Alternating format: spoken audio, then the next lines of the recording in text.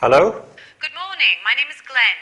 I am calling from the Goldfish Incorporated. May I speak to Miranda Cunningham? She's not in at the moment. I'm a colleague. What can I do for you? We are a company that provides interim jobs. We have over 250,000 registered candidates covering all kinds of jobs. Sorry, I don't understand what this has to do with me. We understand that you are planning to open a new office in Glasgow, right? Yes, that's correct. So you will need new personnel. Sure. As you know, newspaper advertising can be a slow and expensive process. Our job is to help you find new qualified personnel in a short time. I see. We can recommend career fairs and provide an effective recruitment service. We guarantee only high-achieving candidates. Thank you. It's not up to me to make a decision. As I said, Mrs. Cunningham is not in at the moment. I understand. Would you mind if I call again later this week? Not at all. Goodbye. Thank you for your time. Goodbye.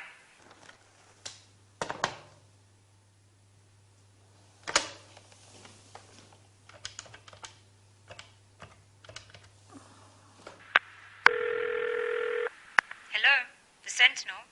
How can I help you? Yes, I'd like to place a job ad in your newspaper. Hold the line, please. I will put you through to Mr. Finder.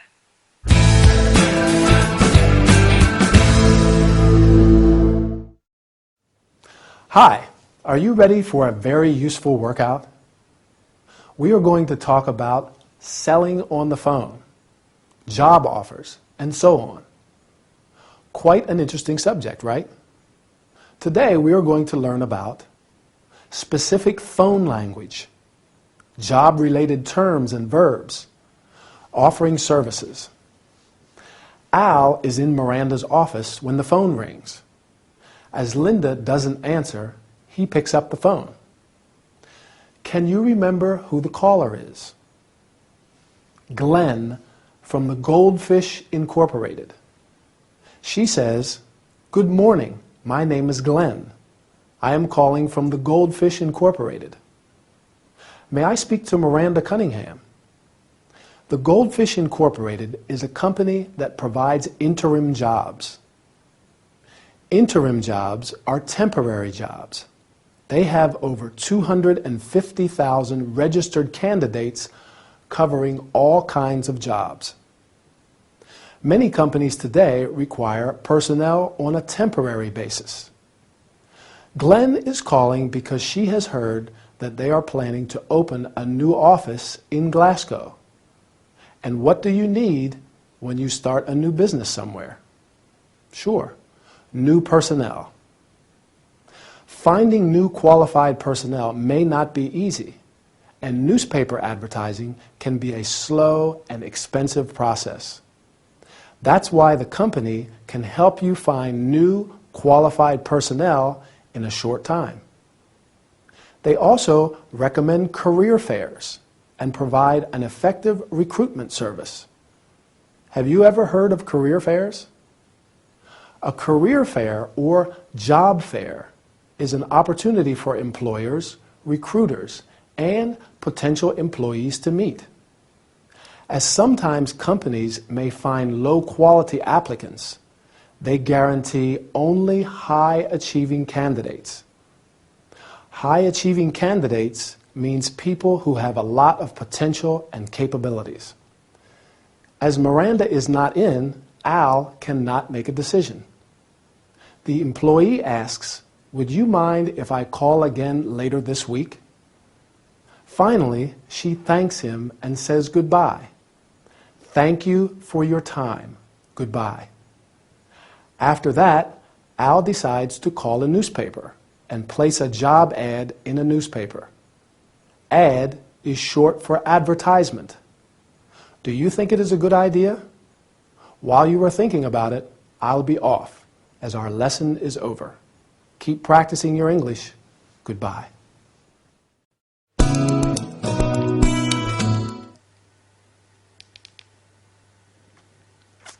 Oh, I almost forgot.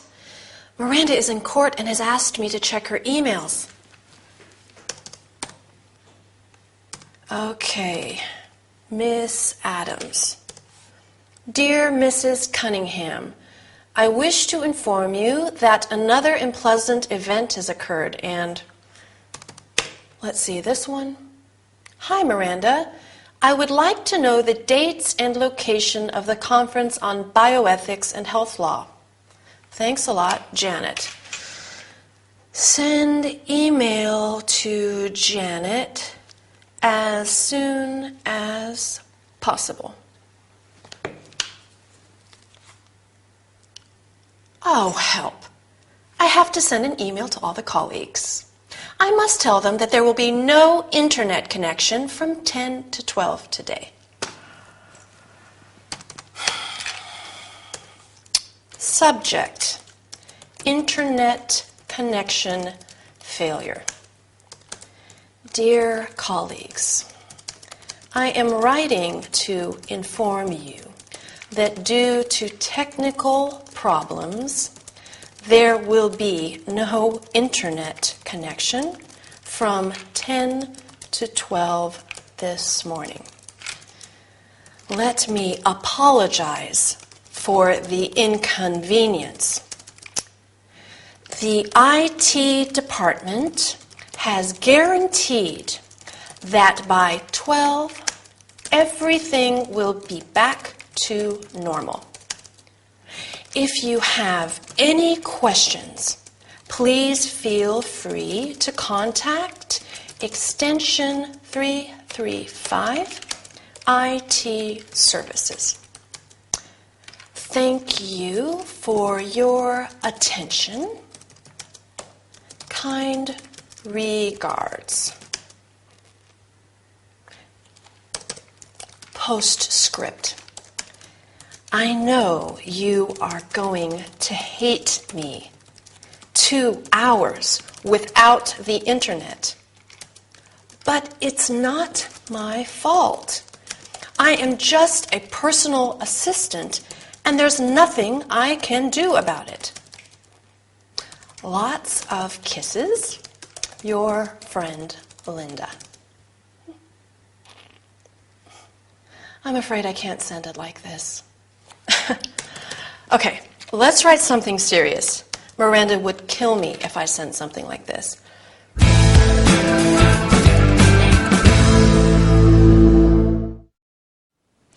Welcome back to our business training session. Today, our workout is about one of the most common forms of written communication. Can you guess? Emails, right. We are going to learn about email structure, the subject line, the salutation, the body of the email, the conclusion, and finally the close. Miranda is in court, and Linda has to check her emails, that is, to read them. You can write, reply to, and send emails. Emails have a precise structure. These include the subject line, where you state briefly what the email is about. Linda has to send an email to her colleagues to inform them that there will be an internet connection failure for some time. The subject line of her email is internet connection failure. If you are writing an email to ask for information, the subject line may be inquiry. If it's about an order, it may be order number 4457FG and so on. The subject line is important because it informs the recipients of the contents of your message. This is followed by the salutation, that is, the opening words. Dear colleagues, in this case, but you can also write hi, hello. The salutation is followed by the body of the email. This section can start in many ways. I am writing to inform you. I wish to inform you. I would like you to know. And when it's a very short message, just a quick note too.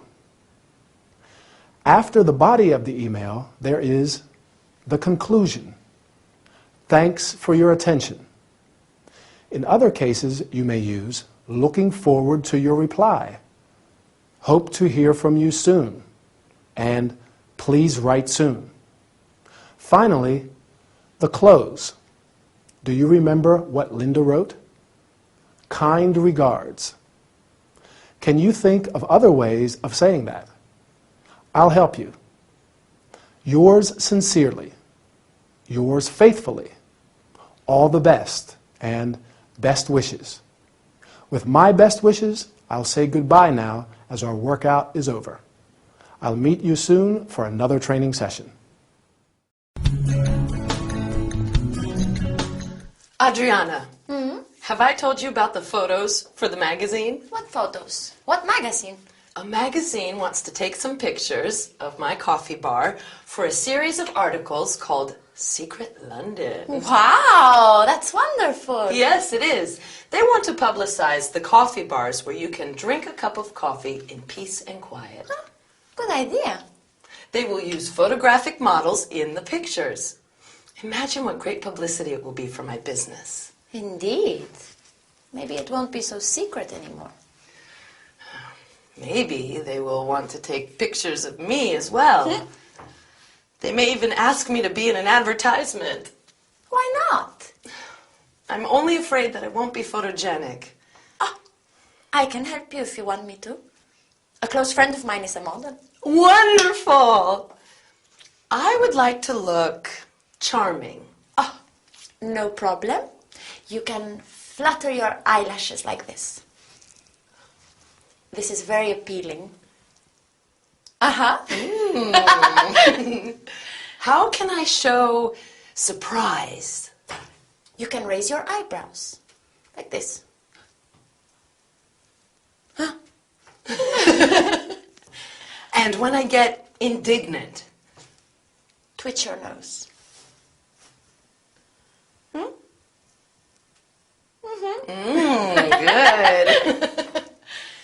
And what about self-satisfaction? That's my favorite one. You smirk. And if you are happy, you beam. One last thing. How do I show disapproval? Easy. You sniff. It's very effective. Well, I hope that's not necessary. Yeah.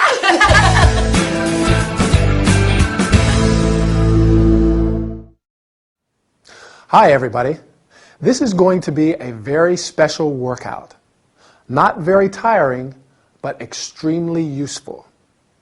Today, we are going to talk about body language and facial expressions in particular. We will learn how to be charming and attractive, to show surprise or shock, to express nervousness, to show self-satisfaction and happiness, and lastly, to show disapproval. As you have seen, Emily is given a unique opportunity.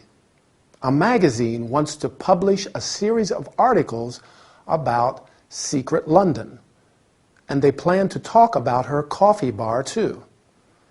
As with every magazine, photos will be included in the article. How does Emily feel about it? She is very excited, but a bit worried as well. In particular, she is worried that she might not be as photogenic as she would like to be. I think most of us have been disappointed about how we have come out in photos, right? Luckily, Adriana is there to help. First, Emily wants to be, remember? Charming, yes. When a woman wants to be charming and attractive, she flutters her eyelashes. Did I do that well? When fluttering her eyelashes at a man, a woman uses her charm and attractiveness to get on the right side of him. What do you do when you want to express surprise? Sure, You raise your eyebrows. You show surprise by moving your eyebrows upwards. When you get indignant, you can twitch your nose, which means to make a quick movement with your nose. For example, she twitched her nose like a rabbit. Sometimes you may wish to express satisfaction, so you can smirk. A smirk is a smile that expresses satisfaction or self-satisfaction. And when you are happy, you beam, sure. For example, she beamed with delight at his remarks. Finally, to sniff. To sniff at something means to wrinkle your nose in an unpleasant way, showing your low opinion of something or someone. Well, I hope you found this lesson interesting enough. Bye, and see you next time for another training session. Felicity, you look great today. Come on, Felicity. I can't believe you haven't got a host of admirers. I have a host of people that get on my nerves. Get on your nerves? How come? Yes. They think it's good to keep me up to date with all the latest bad news. I see. Luckily, I do not know many people. Maybe you could make some new friends. To hear some more bad news, no thanks.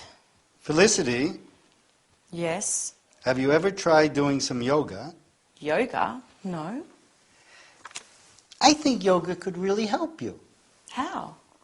Yoga promotes health and happiness by working on the mind, body, spirit. You will start by asking yourself some really important questions, such as, am I satisfied with what I'm doing? I don't have to do yoga to know that. Yoga teaches you that happiness does not depend on external events. What does it depend on then? It is a completely new perspective. You learn to be happy now, to turn despair into joy. That's really hard to believe. The main form of yoga practiced in the West is Hatha Yoga. Hatha yoga? Yes, it involves yoga postures and breathing exercises. Postures? There are a lot of yoga postures. Dog and cat, the cobra, the locust. Dr. Fraser, I don't think yoga would be good for me. I'm scared stiff of exotic animals. Felicity, but these are just the names of the different postures.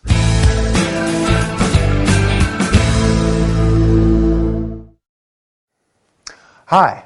Today we are going to do a fantastic relaxing workout. One that will make you feel great even if you have had a very hard day. In fact, we are going to learn a lot of terms related to yoga and contemplation. Felicity is in Ray's room. She is not very happy, and Ray is doing his best to improve her morale. He proposes her to try yoga because yoga promotes health and happiness.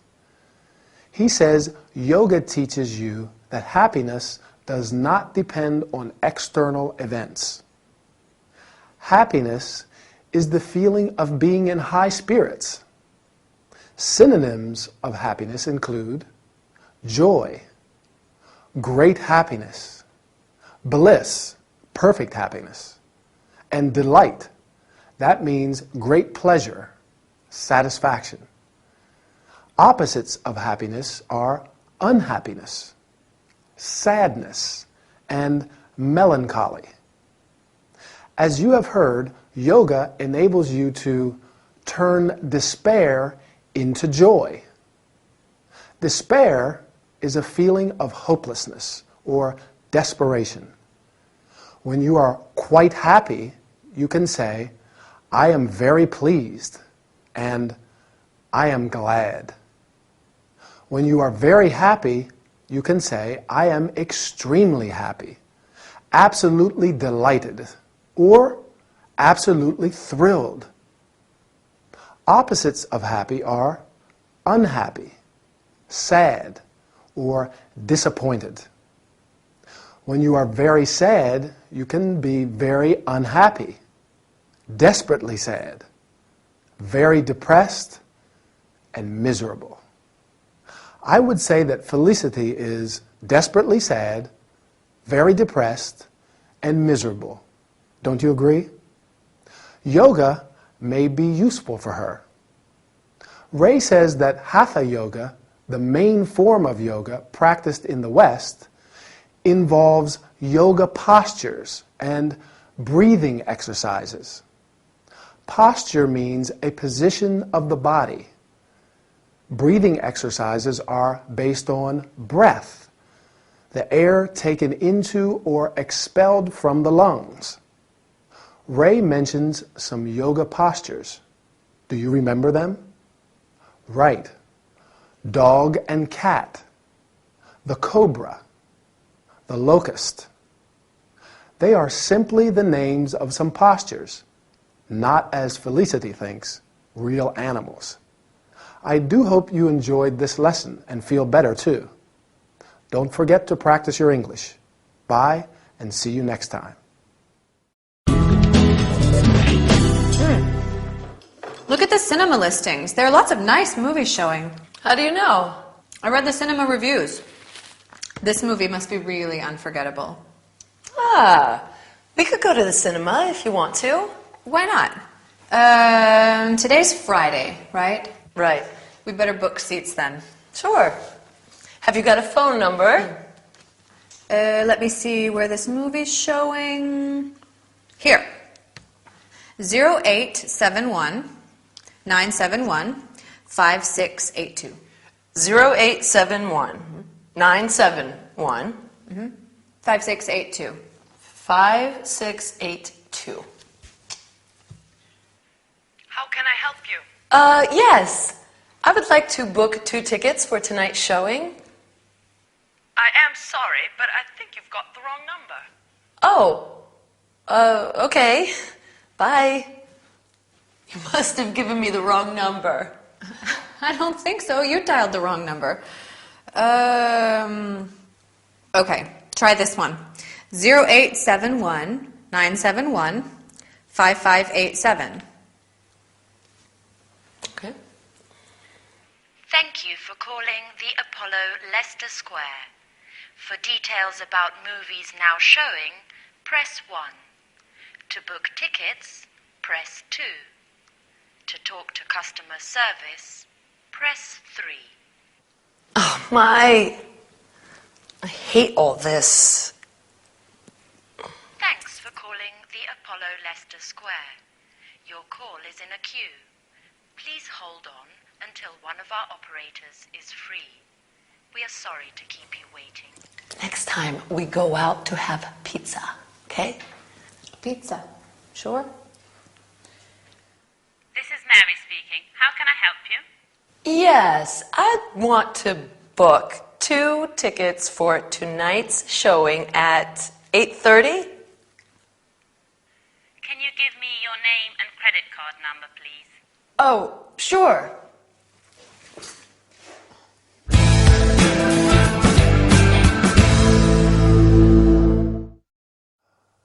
Hi, everybody. Our workout today is going to be very pleasant. In fact, we are going to the cinema. You like going to the movies, don't you? However, sometimes you may have to book the tickets by phone, and that's not always easy. We will learn about how to book tickets by phone, how to say that a phone number is wrong, and about telephone messages. Lucy and Emily have decided to go to the cinema. Lucy has seen the cinema listings. That is, the list of movies that are showing. She reads the cinema reviews or comments on the movies. As there is a nice movie showing, they decide to go. But it's Friday, right? And it's better to book the tickets beforehand. Lucy finds a phone number, and Emily makes the phone call. Unfortunately, she dials the wrong number, and the person who answers says, "I am sorry, but I think you've got the wrong number." Sometimes you may want a specific person. So the answer could be, "I am sorry, there's nobody of that name here." Fortunately, Lucy finds another number. This time there is a recorded message. "Thank you for calling the Apollo Leicester Square. For details about movies now showing, press 1. To book tickets, press 2. To talk to the customer service, press 3.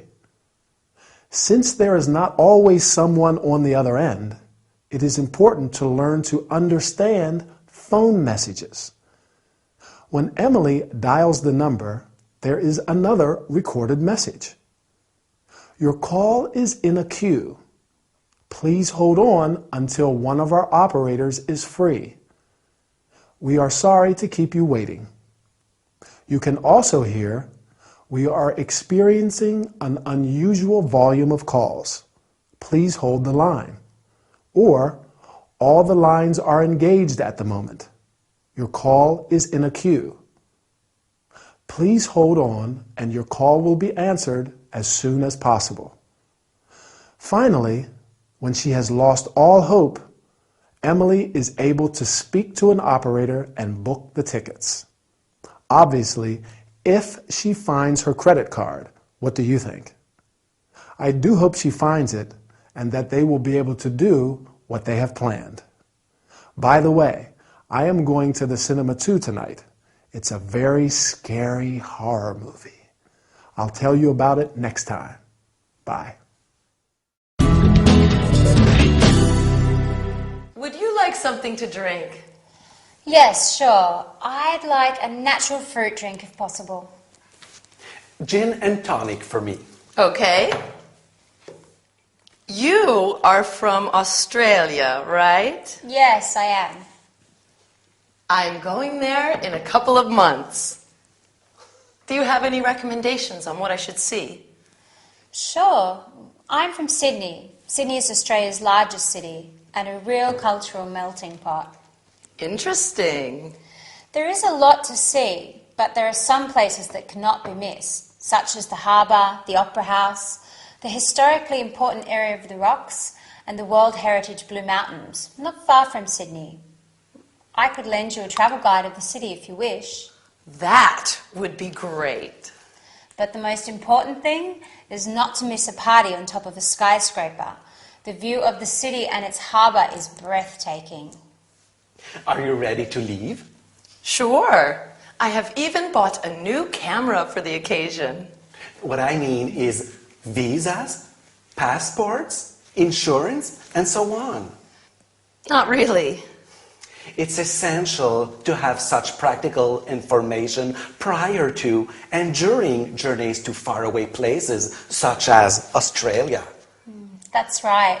For instance, a visa is required of all visitors to Australia.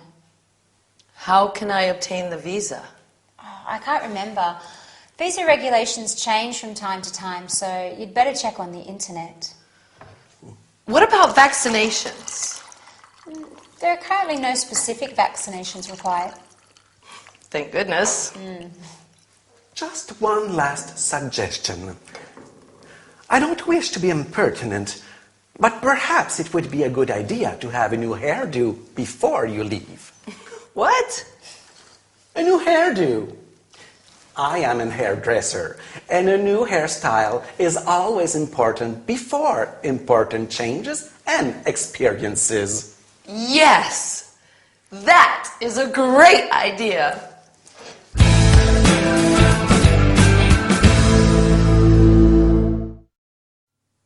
Hi, are you ready for another workout with me, Anthony? I hope so, because today we're going to travel to a faraway country. How exciting. We're going to learn about talking about places of interest, practical travel information. Emily is about to go to Australia. Since Chloe is from Sydney, she provides some information on places that cannot be missed, that she must see, such as the harbor, the opera house, and so on. Along with these places, she recommends, do you remember what? Sure, a party on top of a skyscraper, because the view of the city and its harbor is breathtaking. Breathtaking means of outstanding beauty. When you travel, there are many things to take into account. One of the most important is practical information. That is information related to visas, passports, insurance, and so on. This practical information is particularly important when traveling to faraway places, such as Australia. Far away means distant. First, you have to check if your passport is valid. Then you should check if a visa is required. Chloe says that a visa is required of all visitors to Australia. A visa is an official mark made in a passport which allows you to enter or leave a particular country. For example, you can say, I traveled to Argentina on a tourist visa. There are two main kinds of visa, a tourist visa and a work visa. A tourist visa usually lasts for a few months, while a work visa lasts longer, but it is much more difficult to obtain. Visa regulations change from time to time, so you'd better check on the internet. It is indeed wise to check the internet for visa and other types of regulations as well. Another very important aspect to take into account is health information. Are vaccinations required? A vaccination is a protection against a particular disease, usually by injection. Indeed, the authorities may not let you enter a country if you haven't had the required vaccinations. And that would be most upsetting, don't you agree? Luckily, there are no specific vaccinations required. So, according to Mr. Little's opinion, the only thing Emily needs is, remember? Sure, a new hairdo. That is the style of a person's hair. Hairdo is a term especially used for women. Well, I can't go to Australia, and I'm not going to go to the hairdresser, but I am going to the barber shop to get a haircut. Bye, and I'll see you soon in our next training session.